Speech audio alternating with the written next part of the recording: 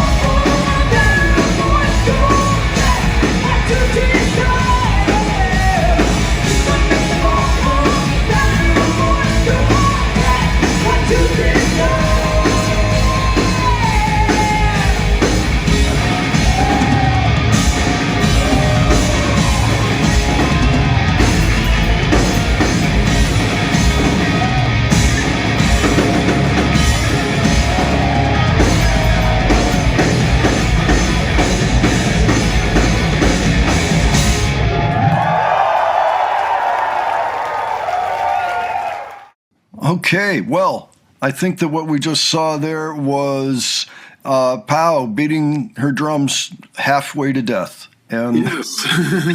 and in fact, this is one of those examples of how they.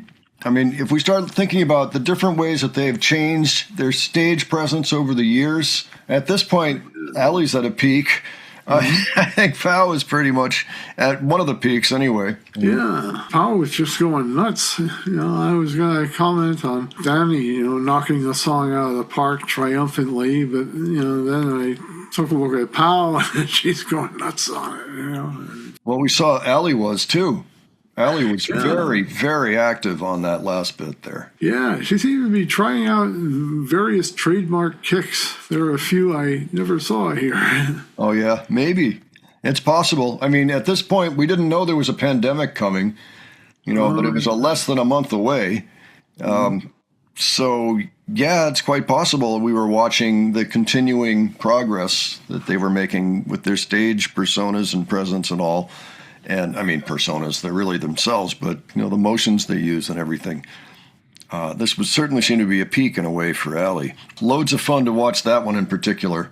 Paul acts even when she isn't singing. I noticed that in this song. Yep, all the time. She's mouthing the words or whatever. She's very active in every song, pretty much every step of the way. All of them are, frankly. But Pau, we can definitely see it. She's talking straight to the crowd all the time with with the movements. They all have some kind of energy, each one of them. These have been fantastic so far. Let's cap this off with Ugh.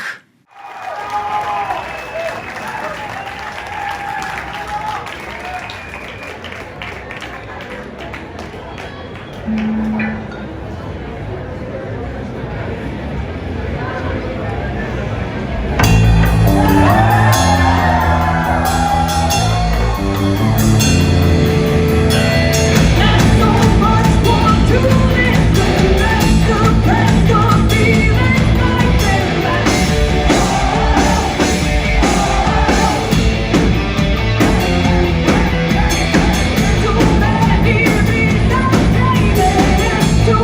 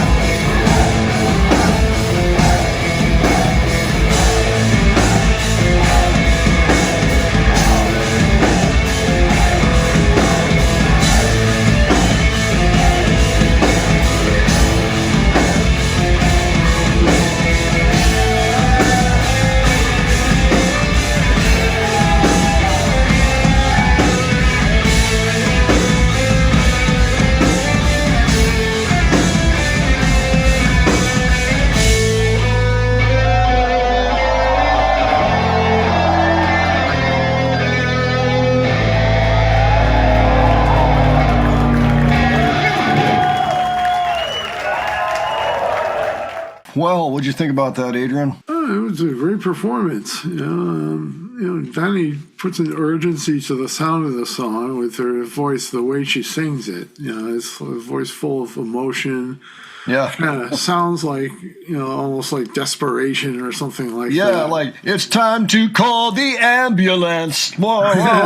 It's kind of like that, right? Yeah. We got an emergency. It's kind of, that comes through loud and clear. Good song.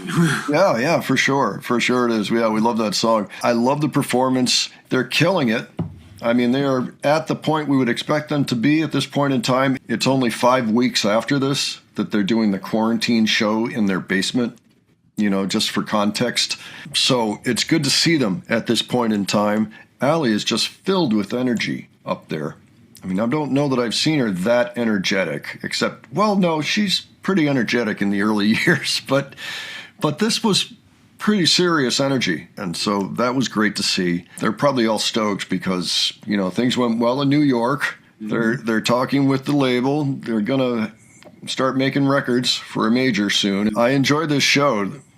This is some great stuff. I feel like this is vintage Warning right here. Yeah, well, what I call classic Warning. Maybe that's that's a room. That works. Yeah. Yeah, I think we have Wait Warning, then we have Classic Warning. Classic Warning. We have Modern Day Warning, I guess. Today's Warning. Yes.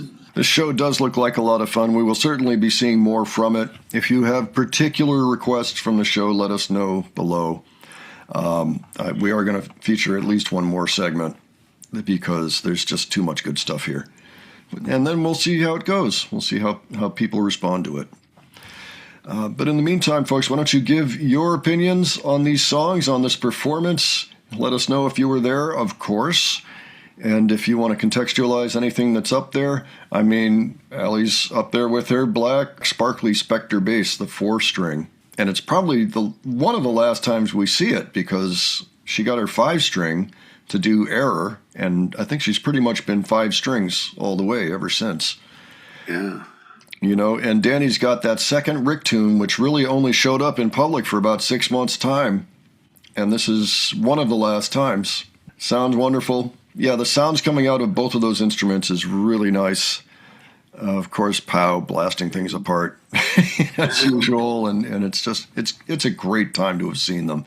So if you did, let us know about your experience. And if you enjoyed this video, please give it a like. And if you enjoyed the presentation, please subscribe. All right. Thanks so much for joining us today. We'll catch you on the next one. Take care, folks. See you all later.